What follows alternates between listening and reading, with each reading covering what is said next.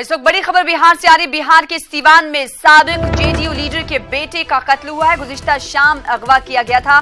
Police ने इस मामले में 4 अपराध को गिरफ्तार भी कर लिया है। तो इस वक्त की बड़ी खबर आपको बता रहे हैं, बिहार से है, जो कि सीवान से बड़ी खबर है, जहां के साबिक जेडीयू के लीडर, उनके बेटे का कत्ल कर दिया गया। गुज़िश्ता शाम अगवा किया गया था साबिक जेडीयू लीडर के बेटे को और उसके बाद कत्ल कर दिया गया।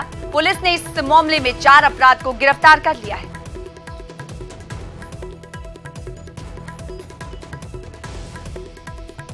तो कत्ल के पीछे क्या कुछ वजूहात हैं, अभी तक पता नहीं चल पाई हैं। फिलहाल आपको बता रहे हैं कि बिहार के सीवान से एक बड़ी खबर है, जहां पर सीवान में साबिक जेडीयू के लीडर के बेटे का कत्ल कर दिया गया है। कल शाम ही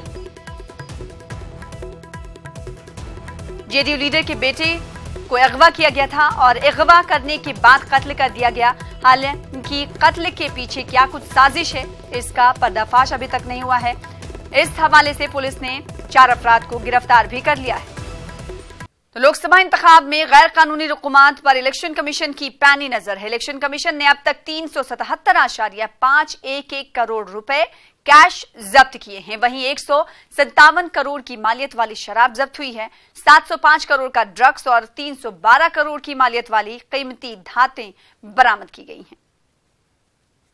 लोकसभा इंतखाबात के पेश नजर सियासी पार्टियां इंतखाबी तशहीर और रैलियों में जुट गई हैं। बीजेपी के कौमी सदर अमित शाह आज तेलंगाना और आंध्र प्रदेश में अवामी रैली से खिताब करेंगे। अमित शाह वरंगल और करीमनगर, नरसरावपेट और विशाखापट्टनम में अवाम से खिताब करने वाले हैं।